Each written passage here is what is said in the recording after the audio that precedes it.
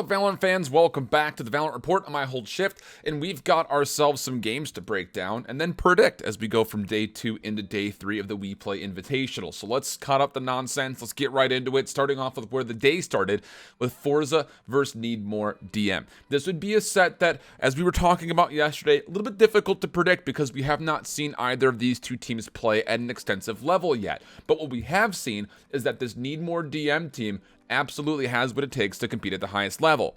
The problem would be we didn't see that initially, as Ascent would not be all that great for them. It would be a 13-8 for Forza, a little bit of a shaky start, but then BZT would start to pop off and make sure that Need More DM has no problems with map 2 and 3 on Bind and Split, as they would win things 13-2 on each of them. Very convincing performances in those second and third maps to really kind of establish that this Need More DM team could potentially be for real. They were able to play Party Parrots relatively close in day 1, and then finding two convincing 13-2 scorelines definitely give you a bit of reassurance as you go into tomorrow. Plus, we've seen that all 5 members definitely are talented in their own right. So Forza will be eliminated at this point in time. Need More DM will survive to play into day number 3. In Nolpenki versus Prodigy, this one was an interesting one because, again, we haven't had a chance to see these guys play at an extensive level.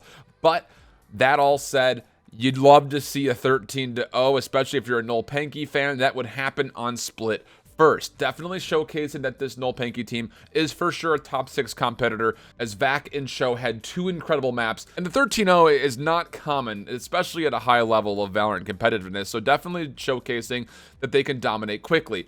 It wouldn't be without some contest in our second map on Haven, as Prodigy were able to take 10 rounds, but of course that doesn't equal to 13, so Nolpenki able to take Haven to 13-10, eliminating Prodigy, and then moving forward to again try to qualify tomorrow for Nolpenki.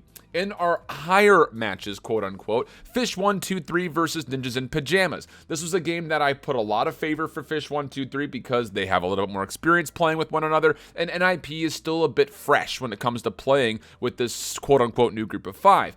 Haven would kind of idolize that. It would be a 13-5 for the Fish 1-2-3 squad, where really, again, the inexperience of NIP playing with one another on a tri-site map like Haven definitely caused some headaches. But past the map 1, this entire performance was extremely inspiring for Ninjas in Pyjamas, as they were able to snap back on Ascent for a 13-7 and then dominate on Split 13-3 behind Feroff's 21 kills.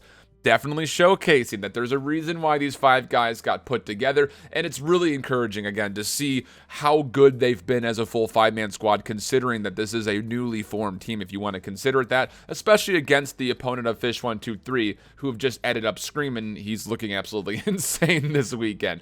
In G2 versus Party Parrots for our third and final matchup, talk about putting on the pressure. If you're a Party Parrots fan, you're able to get past G2 on Split early with a 13-9, but beyond that, they were able to make sure that Ascent stayed terribly close, terrifyingly close, as it would send to an overtime, but G2 would find a way to take the 2 overtime rounds in a row to go 14-12.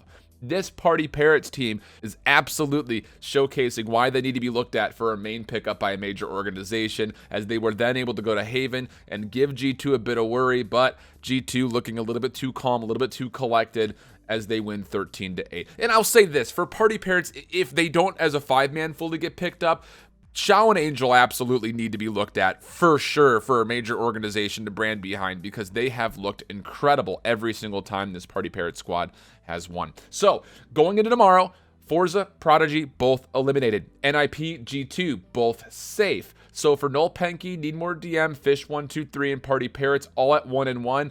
They have to square up against each other, and whoever wins those matchups will move on into the playoffs. So Need More DM versus Nolpenki is the top matchup at the start of the day, and my favor is the Nolpenki in this one. This Lithuanian squad is looking really, really good, and even though the Hungarian squad of Need More DM is looking solid in their own right, the playstyle differences have been just a bit too spark, especially if that continues to play well alongside Cho. I've got Nolpenki in this one. Probably going to go 3. but I've got Noel Panky in this one. Fish 1, 2, 3, and Party Parrots, man. This format is so strange, and it sucks that one of these two teams are not going to get a chance to get into the playoffs because I think both of them have no problem handling Noel Panky and Need More DM without issue. But against one another, man, it's hard to choose, really. I was honestly surprised that Ninjas in Pyjamas were able to beat Fish 1, 2, 3 today, and I think that with some subtle corrections, that Fish 1, 2, 3 are going to be the better team in this matchup versus Party Parrots. But at the same rate, you can't deny what Shao and Angel have been able to do so far, as they both have eclectic individual moments.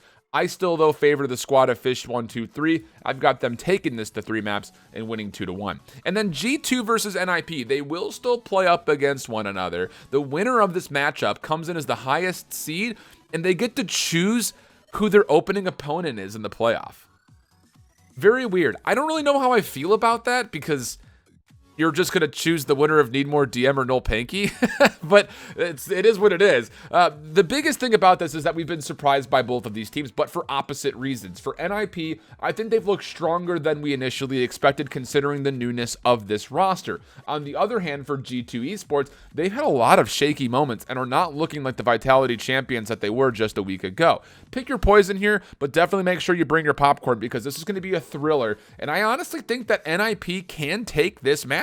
So that's kind of what I'm looking at, is that maybe Ninjas in Pyjamas can be a little bit of a dark horse here. Take this, and then, of course, make it into the playoff where they get to choose what exactly is going on. I've got sun hitting me right in the eye right now. I apologize for that. I hope that didn't mess up my green screen too much. But that's going to do it for our recap tonight. Hope you guys enjoyed the video. And again, stop back in tomorrow for the Day 3 recap before we get into playoffs. And until next time, hope you guys out there keep holding it down. Later. Bye-bye.